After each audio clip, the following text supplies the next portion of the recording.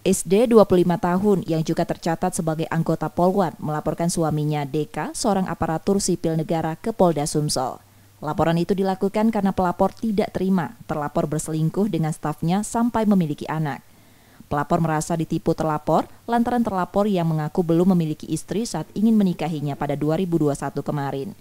Lewat kuasa hukumnya, pelapor meminta terlapor diproses sesuai aturan hukum dan kedinasan sampai pemecatan.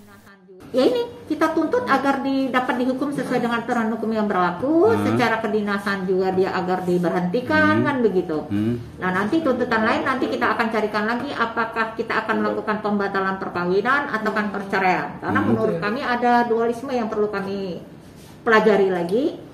Karena kalau perkawinan yang ada cacat tersembunyi seperti ini, ada itikat buruk, ada pembohongan, ya kami bisa secara hukum bisa membatalkan. Cuman karena dia hamil ini yang kita agak ini lagi.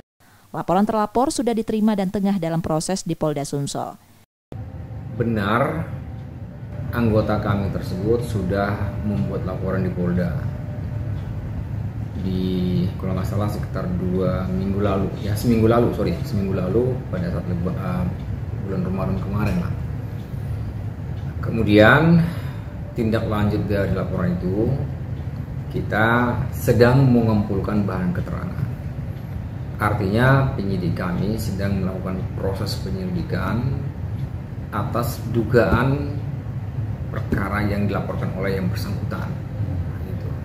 Sejauh ini masih dalam proses, masih dalam pendalaman fakta, pengumpulan bahan keterangan, pemeriksaan. Seperti itu masih. Pemeriksaan pelapor kini sudah dilakukan, mulai dari inspektorat dan kepolisian.